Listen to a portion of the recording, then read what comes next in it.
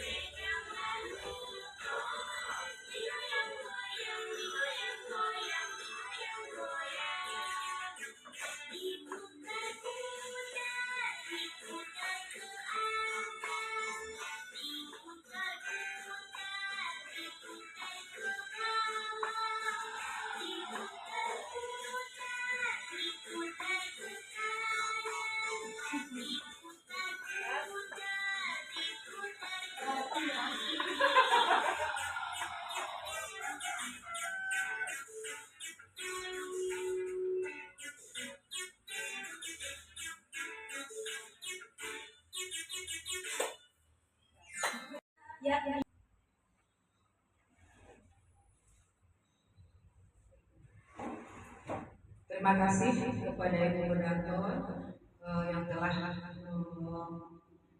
mengulas permulaan awalnya. Terima kasih banyak kepada Ibu Kepala Sekolah, Ibu-ibu Majelis Guru yang telah hadir pada saat ini dalam kegiatan saya, yaitu mendiseminasikan budaya positif. Dalam kegiatan guru penggerak, pendidikan guru penggerak angkatan 10 SD 12 Bukalung Kabupaten Padang Pariaman. Baiklah, untuk itu saya akan memaparkan materi dari budaya positif yang akan dipandu oleh Ibu Zahratun dalam memaparkan slide-nya. Silakan Ibu. Perkenalkan dulu Ibu, diseminasi budaya positif ini kebetulan bisa yang difasilitatori oleh Bapak Safrinaldi Ujang, SPD. Kemudian dengan pengajar praktiknya Ibu Mutia Sabarko, kemudian kepala sekolah kita yang sudah dipaparkan di sini, dan saya sendiri bisa Nurhayati.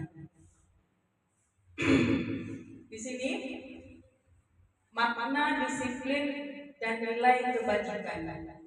Disiplin dimaknai menjadi sesuatu yang dilakukan seseorang pada orang lain untuk mendapatkan kepatuhan. Kita cenderung menghubungkan kata disiplin dengan ketidaknyamanan. Disiplin ini merupakan salah satu budaya positif yang dapat kita katakan dengan disiplin positif. Karena disiplin ini merupakan kunci dari suatu keberhasilan atau kesuksesan. Nilai kebajikan universal merupakan nilai-nilai kebajikan yang disepakati bersama yang diterima masyarakat seutuhnya. Nilai ini merupakan paling besar dari sikap dan perilaku kita atau sifat-sifat positif manusia yang merupakan tujuan mulia dicapai oleh individu atau seseorang. Kemudian makna disiplin dan nilai kebajikan. Setiap organisasi atau sebuah institusi pendidikan memiliki nilai-nilai kebajikan yang diyakini dan disepakati bersama. Salah satunya adalah nilai-nilai yang ingin dicapai oleh setiap anak Indonesia yang akan dituntun oleh seorang pendidik, di mana nilai itu dikenal dengan profil pelajar Pancasila yang ada 6 elemen ya Ibu. Nah, elemen yang pertama, beriman dan bertakwa kepada Tuhan Yang Maha Esa serta berakhlak mulia, mandiri, bernalar kritis, berbinekaan global, bergotong royong, dan kreatif. Kemudian 3 motivasi perilaku manusia. Menurut Diana Gosen dalam bukunya Restructuring School Discipline yang menyatakan ada 3 motivasi perilaku manusia. Yang pertama, untuk menghindari ketidaknyamanan atau hukuman ini adalah tingkat terendah dari motivasi perilaku manusia. Biasanya orang yang motivasi perilakunya untuk menghindari hukuman atau ketidaknyamanan akan bertanya, apa yang akan terjadi apabila saya tidak melakukannya? Sebenarnya mereka sedang menghindari permasalahan yang menghibur dan berpengaruh pada mereka secara psikologis maupun tidak terpenuhinya kebutuhan mereka. Bila mereka tidak melakukan tindakan tersebut, motivasi ini bersifat eksternal. Yang kedua, untuk mendapatkan imbalan atau penghargaan dari orang lain. Satu tingkat di atas motivasi yang pertama. Di sini orang berperilaku untuk mendapatkan imbalan atau penghargaan dari orang lain. Orang dengan motivasi ini akan bertanya, apa yang akan saya dapatkan apabila melakukannya? Berarti dia akan mengharapkan imbalan. Mereka melakukan sebuah tindakan untuk mendapatkan pujian, misalnya pujian itu bisa dapat dari atasan atau orang lain yang menurut mereka penting dan mereka letakkan dalam dunia berkualitas mereka. Mereka juga melakukan sesuatu untuk mendapatkan hadiah, pengakuan atau imbalan. Motivasi ini juga bersifat eksternal.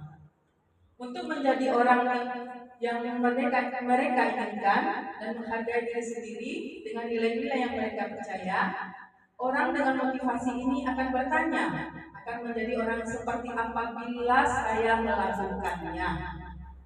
Mereka melakukan sesuatu karena nilai-nilai yang mereka yakini dan hargai. Dan mereka melakukannya karena mereka ingin menjadi orang yang melakukan nilai-nilai yang mereka yakini tersebut. Ini adalah motivasi yang akan membuat seseorang memiliki nilai yang disiplin positif, karena motivasi ini berperilakunya bersifat internal, bukan eksternal. Nah, ada 5 kebutuhan manusia ya, Ibu. Yang pertama, kebutuhan bertahan hidup. Kemudian, kasih sayang dan rasa diterima, adanya penguasaan, kebebasan, dan kesenangan. Nah, itu adalah 5 kebutuhan manusia. Kemudian ada 5 posisi kontrol pendidik. Contohnya peragaan yang dikutip dari Yayasan Pendidikan Luhur, di mana ada seorang murid yang melanggar suatu peraturan sekolah.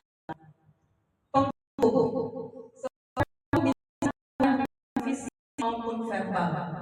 Orang-orang yang menjalankan posisi penghukum senantiasa mengatakan bahwa sekolah memerlukan sistem atau alat yang dapat lebih menekan murid-murid lebih dalam lagi. Guru-guru yang menerapkan posisi penghukum akan berkata, patuhi aturan saya. Awas, kamu selalu saja salah. Selalu, pasti selalu yang terakhir selesai. Guru seperti ini senantiasa percaya hanya ada satu cara agar pembelajaran bisa berhasil, yaitu cara dia sendiri. Itu mendefinisikannya dia. Kemudian ada posisi selanjutnya, membuat merasa bersalah. Pada posisi ini biasanya guru akan bersuara lebih lembut. Pembuat rasa bersalah akan menggunakan ringan yang membuat orang lain merasa tidak nyaman, merasa dia bersalah atau kata-kata yang keluar dari mulutnya itu, di posisi ini murid akan memiliki penilaian diri yang buruk tentang dirinya. Dia merasa bersalah, kemudian murid merasa tidak berharga lagi dan telah mengecewakan orang-orang yang disayanginya. Kemudian posisi sebagai teman. Nah, guru pada posisi ini tidak akan menyakiti murid, namun akan tetap berupaya mengontrol murid melalui persuasi. Posisi teman pada guru bisa negatif ataupun positif. Positif ini di sini berupa hubungan baik yang terjalin antara guru dan murid. Guru di posisi teman menggunakan hubungan baik dan humor untuk mempengaruhi seseorang, dan bahasa yang digunakan itu yang ayo bantulah demi bapak ya nak, atau ayo bantulah demi ibu ya, ayo ingat tindakan bantuan bapak ini selama ini, ya sudah kali ini tidak apa-apa, nanti ibu bantu bereskan. Hal negatif dari posisi teman adalah bila suatu saat guru tersebut tidak membantu, maka murid akan kecewa dan berkata, saya pikir bapak atau ibu teman saya. Murid merasa dikecewakan dan tidak mau lagi berusaha. Hal lain yang mungkin timbul adalah murid hanya akan bertindak untuk guru tertentu dan tidak untuk guru lainnya. Murid akan tergantung pada guru tersebut dan suaranya itu nadanya ramah, akrab dan bercanda. Bahasa tubuhnya bisa dimengerti. Kemudian merapat pada murid, mata dan senyum yang jenaka atau ceria ya. Contohnya, Adi, ayolah, bagaimana sih kamu? Kemarin kamu sudah janji ke bapak atau ibu bukan? Kenapa terlambat lagi? Sambil tertawa ringan. Ya sudah, tidak apa-apa, duduk dulu sana, nanti pengobatan kamu sambil senyum-senyum. Ini adalah bahasa kita sebagai posisi teman. Ibu. Sekarang posisi selanjutnya itu sebagai pemantau. Pemantau, yaitu memantau berarti mengawasi. Pada saat kita mengawasi, kita bertanggung jawab atas perilaku orang-orang yang kita awasi. Posisi pemantau berdasarkan pada peraturan-peraturan dan konsekuensi. Dengan menggunakan sanksi atau konsekuensi, kita dapat memisahkan hubungan pribadi kita dengan murid sebagai seseorang yang menjalankan posisi pemantau. Pertanyaan yang diajukan seseorang pemantau yaitu bahasanya peraturannya apa? Apa yang telah kamu lakukan? Sanksi atau konsekuensinya apa? Seorang pemantau sangat mengandalkan penghitungan catatan data yang dapat digunakan sebagai bukti atas perilaku seseorang. Posisi ini akan menggunakan stiker, slip catatan, daftar cek. Posisi pemantau sendiri berawal dari teori stimulus respon yang menunjukkan tanggung jawab guru dalam mengontrol murid. Seorang pemantau, nada suara datar, bahasa yang formal. Tentunya guru, yaitu ibu sebagai guru ya. Adi, tahukah kamu jam berapa kita mulai? Kemudian si Adi menjawab, tahu Pak. Nah, bisa ibu lihat ke depan itu bahasanya. Nah, di sini terlihat si guru ini sebagai pemantau. Kemudian posisinya itu selanjutnya sebagai manajer. Sebagai manajer ini adalah posisi terakhir. Ada posisi di mana guru berbuat sesuatu bersama dengan murid, mempersilahkan murid mempertanggungjawabkan perilakunya, mendukung murid agar dapat menemukan solusi atas permasalahannya sendiri. Seorang manajer telah memiliki keterampilan di posisi teman maupun pemantau. Namun, bila kita menginginkan murid-murid kita menjadi manusia merdeka, mandiri dan bertanggung jawab, maka kita perlu mengacu kepada restitusi yang dapat menjadikan murid-murid kita seorang manajer bagi dirinya sendiri. Di manajer, murid diajak untuk menganalisis kebutuhan dirinya maupun kebutuhan orang lain. Di sini penekanan bukan pada kemampuan membuat konsekuensi, namun dapat berkolaborasi dengan murid bagaimana memperbaiki kesalahan yang ada. Seorang manajer akan berkata, apa yang kita yakini? Nah, kita kembali itu ke keyakinan kelas itu, atau kesepakatan kelas kita. Apakah kamu meyakininya? Jika kamu meyakininya, apakah kamu bersedia memperbaikinya? Jika kamu memperbaiki ini, hal ini menunjukkan apa tentang dirimu. Apa rencana kamu untuk memperbaiki hal ini? Nah, ini yang terakhir adalah segitiga restitusi. Tiga restitusi ini ada tiga apa ya Bu? Yang pertama menstabilkan identitas. Nah, menstabilkan identitas ini kita istilahnya menyadarkan dulu ya Bu ya. Menyadarkan dulu apa sih kesalahan siapa orang yang itu yang pernah, siapa sih orang yang tidak pernah berbuat salah. Kita sadarkan kepada siswa kita tersebut. Kita stabilkan dia dulu. Nah, contohnya kasus yang kemarin bisa seperti Saiful itu. Saiful itu kan sering itu yang tidak membuat latihan, membuat tugas. Nah, itu bisa kita angkat kasusnya seperti itu ya. Bisa kita lakukan itu segitiga restitusi kepada Saiful. Kemudian menstabilkan identitas, kemudian validasi tindakan kesalahan. Validasi tindak kesalahan, kemudian apa ini terakhir? Ya, menanyakan janji. Nah, itu yang terakhir.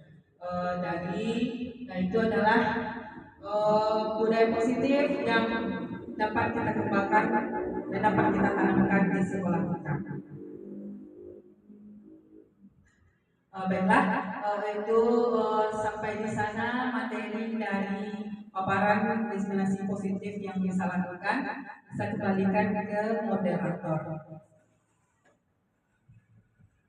Terima kasih kepada Ibu Lisa Nurul di SPD dari paparan materi yang telah Ibu Lisa sampaikan.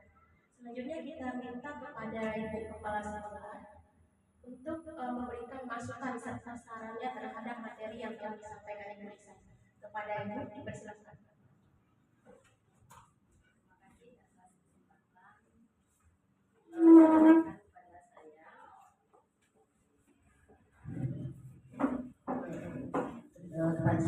saya ya. Ini sebetulnya kalau tambahan paparannya sudah bagus semua. Mungkin kita sebagai guru perlu memilih. Kalau yang sebetulnya motivasi itu tadi, sebaiknya motivasi itu berasal dari diri sendiri, baru ada artinya. Tapi kalau sudah dari luar motivasinya, itu kita karena sesuatu. Sebagai seorang pendidik, seperti yang dipaparkan tadi, ya kita memberikan kesempatan kepada siswa kita berkembang sesuai dengan bakatnya. Kan memang itu juga tuntutan dari pemerintah. Kalau kontrol yang dipakai, sebetulnya kontrol itu bisa dipakai semua. Cuma kita lebih banyak yang pakai apa? Itu lebih banyak kita pakai yang lebih manajernya, memakai sebagai teman. Tapi sesekali penting juga kita memakai kontrol-kontrol yang lain. Untuk paparannya, saya rasa bagus sekali. Untuk sebagai tambahan ilmu bagi kita semuanya sebagai seorang pendidik.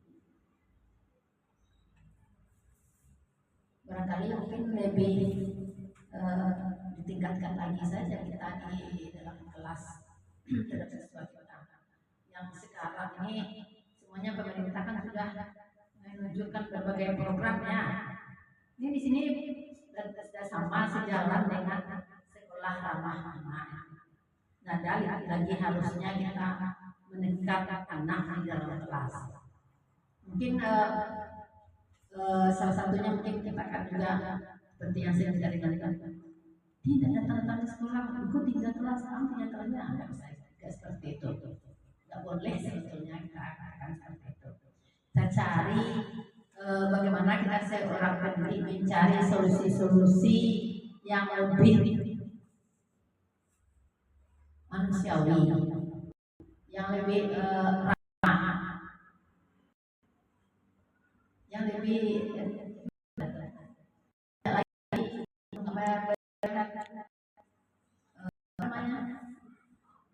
ancaman-ancaman diskriminasi yang sifatnya baik verbal maupun non verbal. Jadi untuk sekolah kita diharapkan lagi besok kita tidak lagi menggunakan kata-kata yang seperti itu. Bagaimana kita mengayomi anak, memang kata-kata orang tuanya itu gunanya di sekolah karena kami tidak mampu di rumah seperti itu. Jadi apapun yang terjadi di rumah, tetap kita seharusnya memperbaiki sikap siswa kita. Yang penting sekarang itu bukan lagi ilmu pengetahuannya, tetapi lebih mengarah ke sikap. Jika seorang siswa kita itu sikapnya baik, pengetahuannya akan mengikut saja. Jadi terima kasih kepada Ibu Desa yang sudah memberikan destinasinya kepada kita semua. Mungkin agak lebih ditingkatkan saja dan mungkin lebih singkat ya, dikit saja. Terima kasih.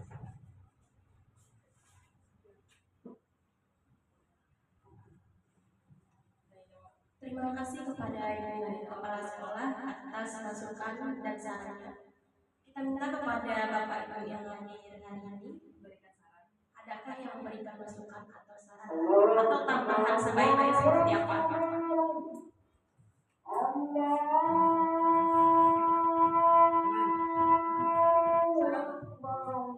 Bagaimana Ibu Rini?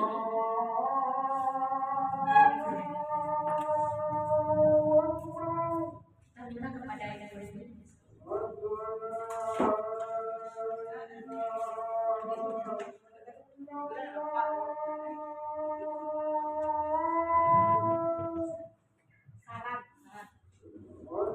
Ya, terima kasih moderator memberikan kesempatan untuk tampilan yang diberikan Ibu Nisa cukup bagus dengan materi memberikan materi posisi kontrol di mana ada beberapa posisi kontrol yang diberikan oleh seorang guru. Nantinya kita memilih posisi kontrol mana yang sangat baik untuk peserta didik kita, terutama dalam proses belajar mengajarnya. Di sini sedikit saran yang bisa diberikan. Memang berjalan 5 posisi kontrol seperti disampaikan kepala sekolah tadi. Hanya posisi kontrol sebagai manajer dalam, tetapi kita juga melihat harus pandang mana anak didik kita berikan manajer ini, karena kita ketahui anak didik kita berasal dari beberapa latar belakang yang berbeda, sehingga posisi yang ini kita berikan tidak cocok dengan mereka yang nanti kita sebagai pengelola. Jadi posisi kontrol ini kita kondisikan dengan satuan pendidikan kita tidak memberikan konsekuensi. Jadi anak itu lebih leluasa terhadap kita. Perlu kita perhatikan sebagai seorang pendidik. Ibu juga bisa jaga publik, ibu. Itu saran dari ibu. Terima kasih.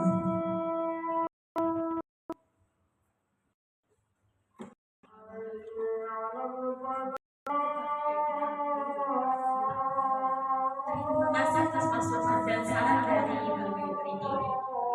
Bagaimana dengan ibu-ibu yang lain? Ada tambahan sarannya terhadap materi? Ibu Desi, Bagus. Ya, Bu?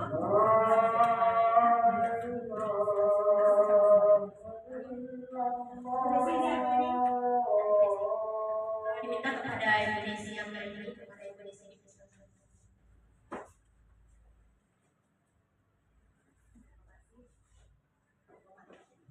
Terima kasih atas kesempatannya. Sedikit tadi saya melihat materi yang disampaikan oleh Bu Nisa.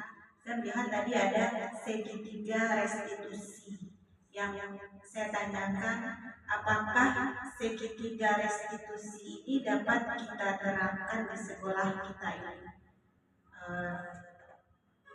Karena kita ketahui di sekolah ini semua peserta didik kita ini berasal dari latar belakang yang berbeda. Mohon pencerahannya sedikit kepada Ibu Nisa. Terima kasih.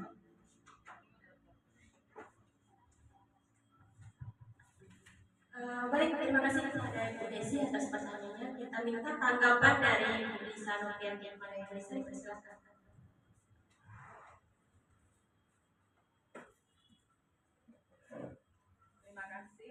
Terima kasih atas pertanyaan Ibu Desi.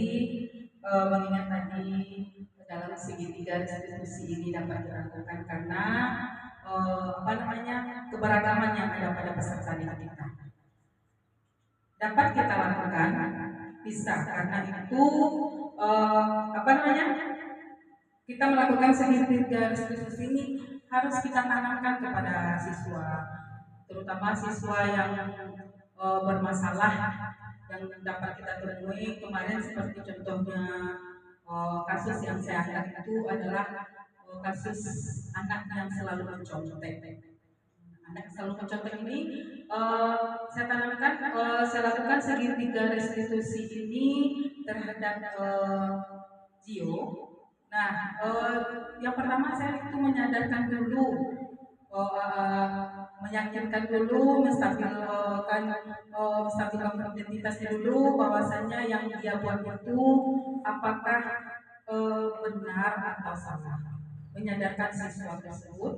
Kemudian saya menekankan ke siswa itu untuk mengingat kembali keyakinan kelas kita, kesepakatan kelas kita. Nah, di sini segitiga restitusi ini dapat kita lakukan di sekolah kita ini. Karena kehidupannya yang berbeda itu dapat kita lakukan ini, bisa kita ajak ya, kita sadarkan dia. Kemudian segitiga restitusi ini bagus ini untuk menyadarkan para peserta didik kita yang membuat masalah atau yang ada masalah dapat kita lakukan. Sekian jawaban. Kalau ada tambahan dari Ibu. Masukannya boleh kembali ke moderator.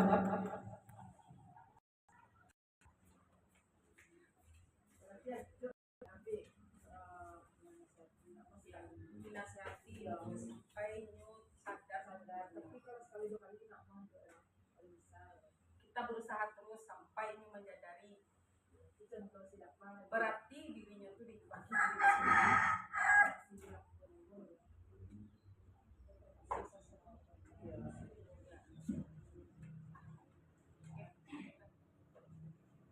Terima kasih kepada Ibu Lisa yang telah menanggapi pertanyaan dari Ibu Lisa yang lain.